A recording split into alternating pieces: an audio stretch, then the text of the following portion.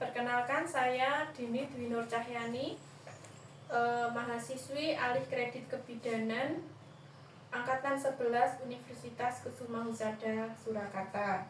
Di sini saya akan menjelaskan pendidikan kesehatan tentang diaperas dan oral thrust.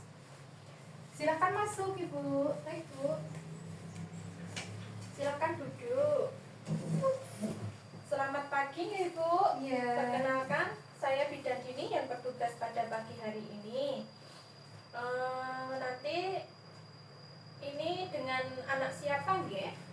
Arsi. Oh ya, umur berapa nggih, Ibu? 14 bulan. Oh ya, tadi di luar sudah dilakukan pemeriksaan nggih, Ibu, dan normal semua nggih? Iya.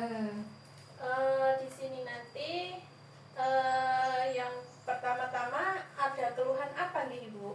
Ini loh Bu, anak saya itu ini ada merah-merah di sekitar ini apa yang dipakein popok itu. Iya. Terus jadi sering rewel. Rewel banget. Kadang rewel kayak gitu. Oke. Nanti di sini saya akan melakukan pendidikan kesehatan tentang diabetes dan oral thrust ya, Ibu. Baik Bu. Apakah Ibu bersedia? Ya. Oke. Kemudian saya cuci tangan dulu ya, Ibu. Baik Bu.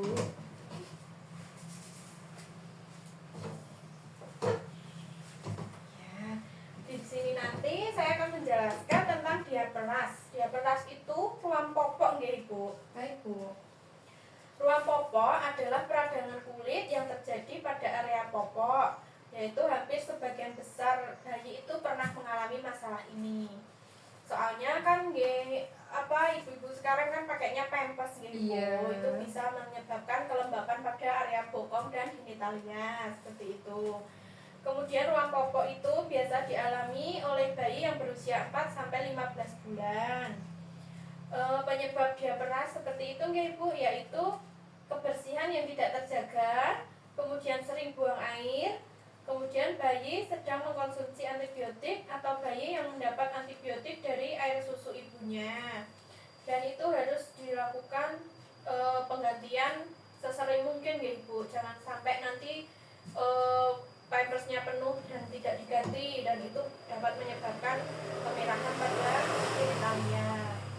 Kemudian tanda-tanda diaperas yaitu kemerahan pada area kulit yang terkena popok, biasanya pantat, genitalia hingga selangkangan gitu, Ibu.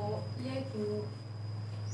Kemudian nanti cara-caranya agar tidak terjadi diaperas atau ruam popok, yaitu yang pertama Ibu, diganti dulu popok yang basah sesering mungkin. Kemudian hindari penggunaan tisu basah karena dapat menambah iritasi, dan itu nanti bisa diganti dengan kapas air hangat seperti itu ya, Bu. Temboknya bisa diganti dengan kapas air hangat seperti itu. Kemudian menggunakan air bersih atau air hangat setiap mengganti popok, atau langsung dibilas menggunakan air seperti itu juga bisa, tapi tidak perlu digosok terlalu kasar seperti itu nggih, Bu. Jadi pelan-pelan saja gitu nggih. Kemudian dikeringkan dengan menepuk kulitnya tanpa digosok, karena gosokan keras itu dapat menyebabkan kerusakan kulit bayi seperti itu nggih, Bu.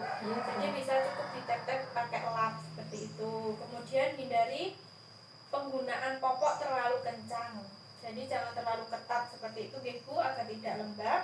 Kemudian jangan menggunakan baby oil atau lotion untuk mengurangi ruam popok. Soalnya nanti jika menggunakan lotion atau baby oil itu dapat menambah kelembapan di dalam popok nih, Bu.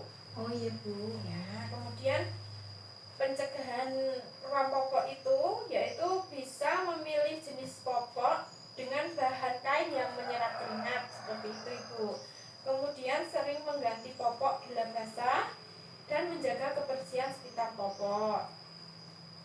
Kemudian jika ada keluhan yang berlanjut seperti kemerahan yang terlalu parah, kemudian sampai ke genitalia ada kemerahan seperti itu, nanti Ibu bisa langsung pergi ke tenaga kesehatan nggih agar bisa diperiksa lebih lanjut. Baik Bu.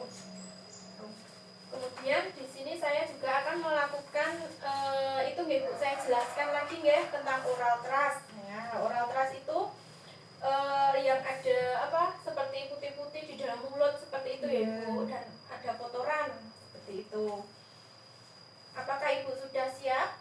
Sudah. Oh iya, saya jelaskan, saya mulai ya Ibu. Iya Bu.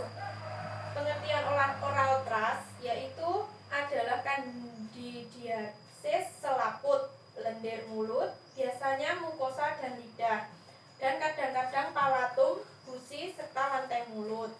Nah, itu terjadi di area mulut ya Ibu. Di area mulut itu biasanya terjadi seperti putih-putih, seperti itu, seperti sariawan tapi cuma nempel seperti itu. Oh, iya. Kemudian gejala dari oral trust yaitu tampak bercak keputihan pada mulut seperti bekas susu yang sulit dihilangkan. Bayi kadang-kadang menolak untuk minum atau menyusui. Mukosa mulut mengelupas. Lalu ada lesi multiple atau ada luka-luka banyak di dalam mulut, atau selaput lendir mulut sampai bibir memutih menyerupai bekuan susu yang melekat bila dihilangkan dan kemudian berdarah. Selanjutnya, bila terjadi kronis, maka terjadi granulomatosa atau lesi berbenjol kecil, menyerang sejak bayi sampai anak-anak yang berlangsung lama hingga beberapa tahun akan menyerang kulit anak. Ya, selanjutnya, gejala yang muncul adalah suhu badan meninggi sampai 40 derajat Celcius. Lalu, tak mau makan atau makan dimuntahkan, tak mau susu botol, bahkan ASI, dan gelisah terus. Kemudian, bayi banyak mengeluarkan air liur lebih dari biasanya. Secara psikis, dia akan rewel, Ibu. Iya Bu. Nah, kemudian upaya agar oral trust tidak terjadi pada bayi yaitu: 1. Mencuci bersih botol dan dot susu, setelah itu diseduh dengan air mendidih atau direbus hingga mendidih jika botol tahan rebus sebelum dipakai.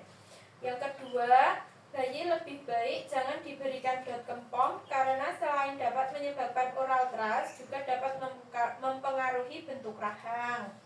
Yang ketiga, jika bayi menetes atau menyusui ibunya, untuk menghindari oral trust sebelum menyusu, sebaiknya puting susu ibu dibersihkan terlebih dahulu, atau ibu hendaknya selalu menjaga kebersihan dirinya. Yang keempat, adanya sisa susu dalam mulut bayi setelah minum juga dapat menjadi penyebab terjadi oral trust jika kebetulan ada bakteri di dalam mulut.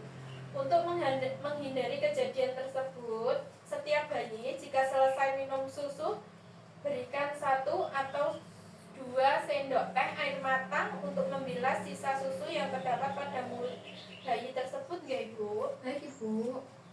Kemudian cara merawat oral trust yang pada bayi yaitu dengan cara yang pertama-tama nanti bisa mencuci tangan dulu, kemudian membersihkan lebih dulu dengan jari yang dibungkus dengan kain bersih yang dibasahi dengan larutan garam. Kedua, mengolesi mulut dengan gentian violet 0,25% atau 1 ml suspensi nistatin. Kemudian membuang kain kasa sehabis dipakai. Seperti itu nggak Ibu caranya agar bersih. Kemudian jika oral trust atau keputihan pada mulut bayi itu bertambah parah, itu bisa dikonsultasikan ke dokter atau ke rumah sakit. Seperti itu nggak Ibu? Apakah sudah jelas? Sudah Ibu, sudah. Ada yang ditanyakan tidak Ibu?